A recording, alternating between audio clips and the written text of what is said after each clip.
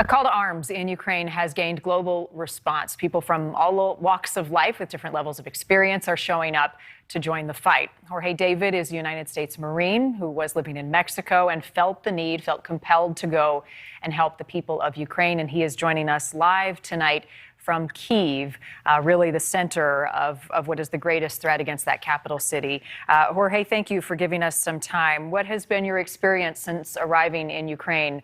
Are you on the front line? Right now, no, I'm not on the front line.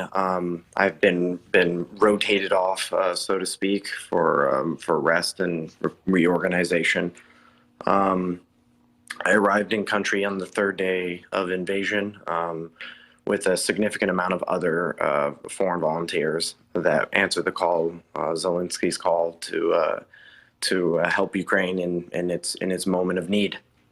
And what has been your experience? What have you seen?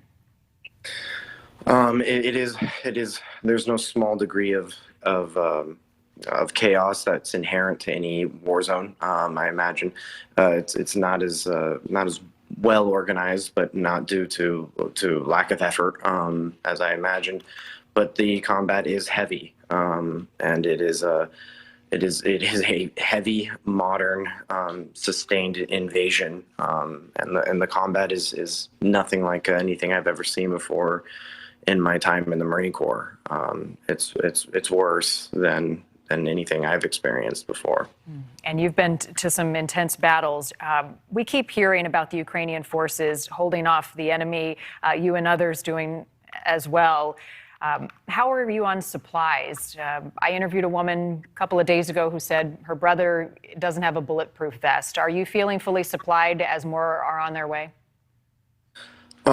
No, I don't think that anybody here is as well supplied as they would like. However, the Ukrainians certainly have no shortage in men with bravery.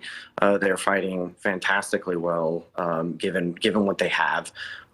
They do have some key anti-tank weaponry that is certainly making short work of much of the Russian armor. But the simple things, there's shortages of that every warrior needs: sleeping systems, clothes, cold weather clothes. But it is remarkable what the Ukrainian soldier is willing and capable of enduring whatever shortages in order to continue the fight, and they're resisting and battling for every inch of their home. There's certainly no shortage of willpower and determination. Give us a sense of what their level of training and of tactics and of ability to move, shoot, and fight in the way the U.S. military can. How much of their success is because of will to fight, and how much of it is because the Russians seemingly are having their own issues? Certainly a combination of both. It would appear that the Russians are tactically unaware, inept. Also, there's a motivation gap between the two of them. One has a side and a reason. One side has a reason to die and fight. The other is nothing more than a slave army. I think the Ukrainians are tactically proficient. I wouldn't say that the organizational structure from my field of view was as well oiled as the United States or any other major superpower, major other power, European. But they're good. They're very good. They're skilled in battle. They're brave. I think given a couple more weeks, they're going to be fully organized and capable of integrating foreign fighters better than they have been up until now. What compelled you to go? And I ask that knowing sort of what you'll say, but also hearing the United States government, for one, discouraging people from getting involved.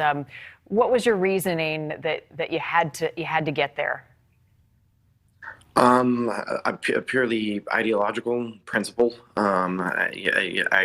I couldn't enjoy myself. I couldn't enjoy the small things of daily life while knowing that there's a man just like me, different nationality, speaks different language, perhaps practices a different religion, but is fighting for the most basic of rights, to live in a free country that can determine its own fate without being bullied or harassed by a predatory power. I simply couldn't enjoy myself and go about my day.